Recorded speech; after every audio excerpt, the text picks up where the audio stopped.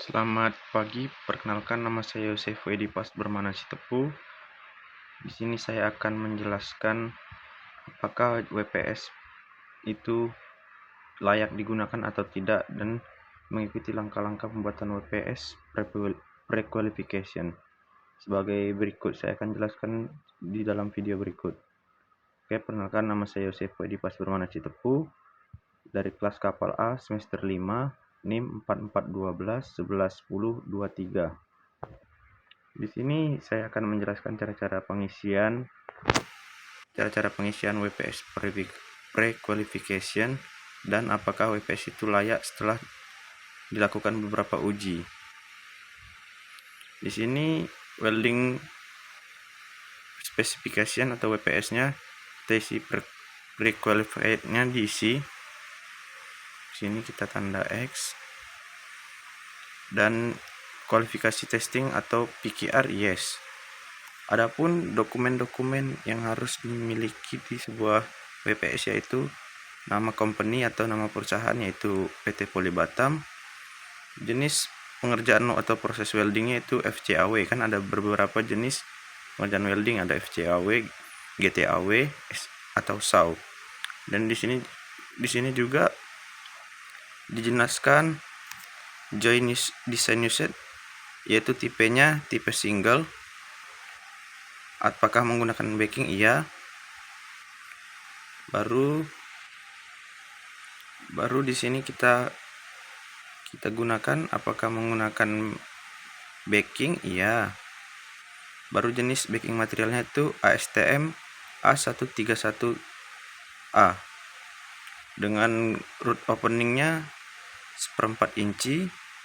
Di sini tidak ada root face-nya dan menggunakan groove angle 52 derajat sampai 1,5 derajat. Di sini apakah menggunakan back gouging? Tidak menggunakan. Jenis base metal yang digunakan di sini adalah ASTM A131A. Tip atau grade-nya yaitu grade A.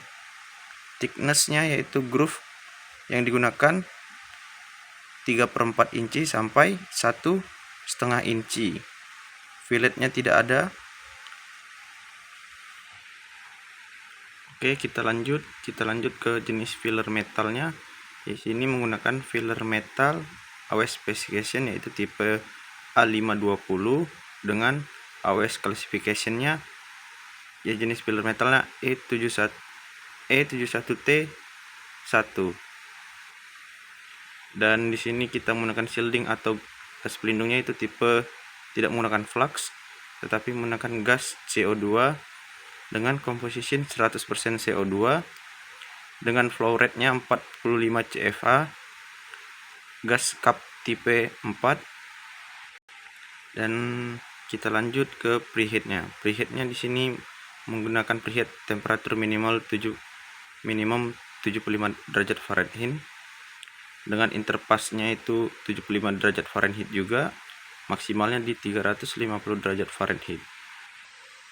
Adapun di WPS juga harus tertera yaitu identification, yaitu PQR nomor berapa, yaitu di sini PQR nomor 7, dan ini jenis dokumen revisi keberapa, yaitu revisi pertama, tanggal pembuatannya harus jelas dan siapa yang membuatnya pun harus jelas dan disetujui atau diampu oleh siapa, dan di sini tanggalnya juga harus jelas. Lanjut kita ke tipe pengerjaannya itu menggunakan mesin tipe apa. Jadi di sini menggunakan tipe semi otomatik.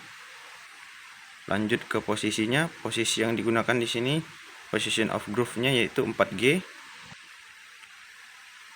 Kita lanjut ke electrical karakteristik yang digunakan di sini ada jenisnya yaitu jenis transfer modenya atau GMAW-nya jenis globular ya, dengan jenis current atau arusnya itu DCEP. DCEP adalah direct current elektroda positif dengan power source-nya itu ya tipe CC atau constant current. Kita lanjut ke sini, teknik yang digunakan itu stringer atau wave bit. Kita menggunakan teknik stringer. dengan jenis multipass atau single pass. Per side-nya kita menggunakan tipe multipass. Number of elektrodanya kita gunakan nomor 1.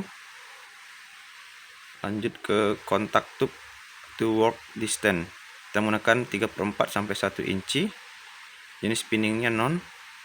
Interpass cleaningnya kita menggunakan wire brush. Post weld head treatmentnya kita tidak mendapat keterangan karena jenis besi ini sudah melalui teknik pemanasan. Lanjut ke welding procedure-nya. Di sini ada jenis pass of weld layer, ada tip dari layer 1. Proses yang digunakan itu FCAW. Filler metal atau kelasnya itu yang tadi kita gunakan E71T nomor 1 dengan diameter 0,045 inci. Jenisnya itu DCEP atau direct current elektroda positif, menggunakan wire speed partnya 80, voltnya 26 volt, dan trouble speednya 8 sampai 12 IPM. Di sini ada pun prosedur qualification record atau PQR yang STEC 7 tadi atau nomor 7. Spesimennya harus dijelaskan, width-nya harus dijelaskan, yaitu 007 sampai 1, width-nya 0,075 inci, thickness-nya 1 inci, area-nya sama seperti width tadi. Ultimate tensile load atau per LB yaitu 52,500. Ultimate unit stress dalam PSI 70.000, dan karakter of failure location atau ductile. Lanjut kita ke visual inspection. Di sini asep di ACC, jenisnya acceptable, appearance-nya, undercut-nya di ACC, piping porosity-nya non, convexity-nya non. Tes yang dilakukan harus jelas tanggal berapa dan oleh siapa. Dan kita kan jenis-jenis tesnya itu ada radiografi juga atau UT, atau ini nomor berapa, resultnya paset, UT nomor berapa. Dan di sini ada juga jenis tes yang digunakan atau makrotech. Kan jenis-jenis tes itu ada banyak, ada visual, ada yang merusak NDT dan DT. Dan di sini data-data all wet metal tension test atau tensile strike dalam PSI-nya 83.000, lead point-nya dalam PSI-nya 72.600, dikerjakan di laboratorium tes nomor FF nomor 123. Dan ini tidak perlu kita lanjuti karena ini kita mengikuti template yang sudah ada. Dan dari secara keseluruhan apakah WPS ini bisa digunakan, mari kita lihat dalam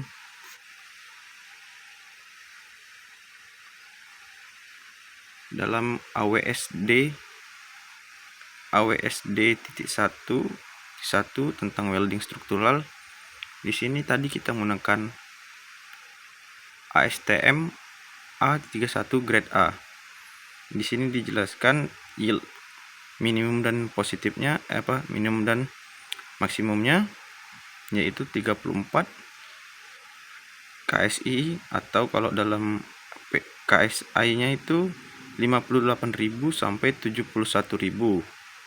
Mari kita lihat kembali ke data yang tadi.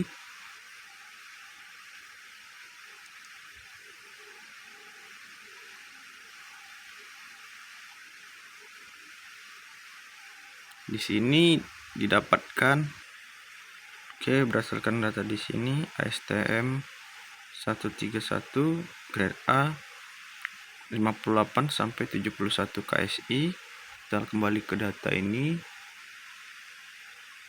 yaitu 71.000.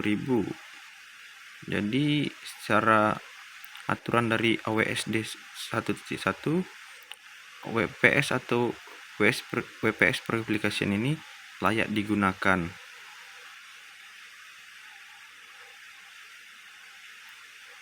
Jadi mari kita ulang, apapun yang ada di WPS yaitu jenis perusahaannya, proses pengerjaan welding, identifikasinya, auto-reset-nya atau siapa yang membuatnya harus jelas, tipe mesinnya itu semi otomatik, harus jelas joint design usage-nya, jenis-jenis materialnya pun harus jelas, filler metal yang digunakan. Saya rasa cukup sekian video penjelasan atau analisa saya tentang WPS tersebut layak atau tidak layak digunakan berdasarkan hasil tes yang telah dilakukan. Sekian dari saya, terima kasih.